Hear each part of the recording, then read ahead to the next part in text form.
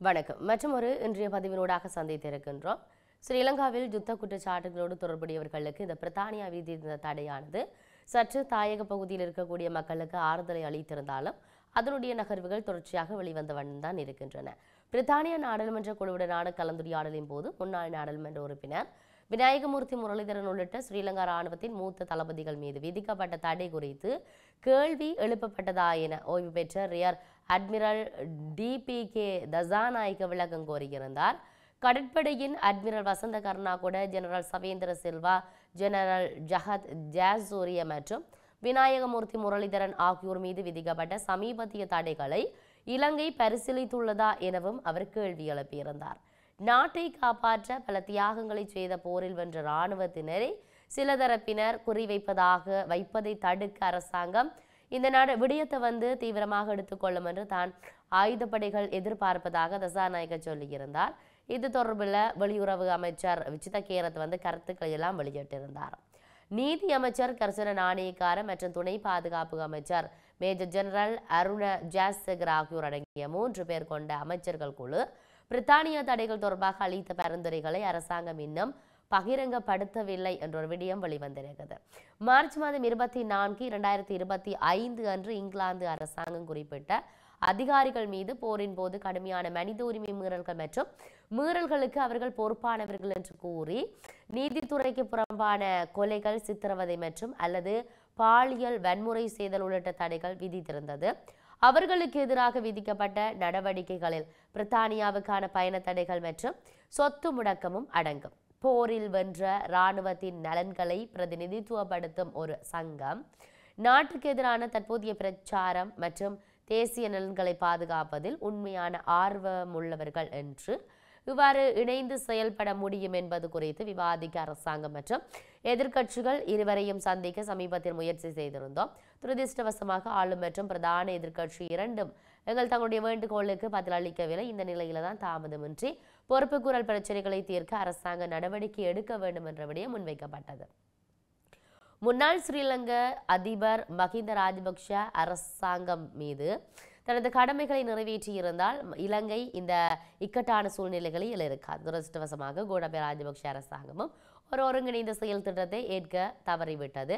இலங்கை வம்சாவளியைச் சேர்ந்த செல்வாக்கு மிக்க வாக்காளர் கூட்டத்தை தாங்கள் நாடுகளில் ஈர்க்க பல்வேறு வெளிநாட்டு அரசியல் கட்சிகளால் இங்குள்ள பொறுப்புக்கூறல் பிரச்சனைகள் பயன்படுத்தப்படுவதை பற்றி இலங்கை மிகவும் கவலைப்பட வேண்டும். வெளியுறவு பொதுநலவாய மற்றும் மேம்பாட்டு விவகாரங்களுக்கான வெளியுறவு செயலாளர் டேவிட் லம்மி கடந்த தேர்தல் பிரச்சாரத்தின் போது பொறுப்பானவர்கள் தண்டனையிலிருந்து விலக்கு அளிக்கப்பட மாட்டார்கள் என்பதை உறுதி செய்வதாக வாக்காளர்களுக்கு உறுதியளித்திருந்தார். 2025 மார்ச் 24 அன்று விதிக்கப்பட்ட அந்த தடைகள் கடந்த கால மனித உரிமை மீறல்கள் மற்றும் அத்துமீறல்களுக்கு பொறுப்பானவர்கள் பொறுப்பு கூறுவதை உறுதி செய்வதாக லாம்லியின் அலுவலகம் அவர் கூறியதாக மேற்கோள் காட்டியது. நாடாளுமன்றம் நாட்டின் நலன்களை பிரதிநிதித்துவப்படுத்த வேண்டும். ஆதாரமற்ற மற்றும் அரசியல் ரீதியாக தூண்டப்பட்ட குற்றங்களுக்கு முகம் கொடுக்கும் வகையில் ஆயுதப்படைகளை பாதுகாக்க உறுதியான நடவடிக்கைகளை எடுக்க வேண்டும் என தசாநாயக்க கூறியிருந்ததை பார்க்கக்கூடியதாக இருக்கிறது. ஆனால் ஏதோ ஒரு வகையில் போர்க்குற்றங்களோடு ஈடுபட்டிருந்த மனித உரிமை மீறல்களை செய்தவர்கள் என்ற குற்றச்சாட்டுக்களை முன்வைத்து இவர்கள் மீதான தடை விதிக்கப்பட்டிருப்பது மக்கள் மீது கொஞ்சம் ஆறுதலை கொடுத்திருந்தது தாயகத்தை பொறுத்தவரையில்.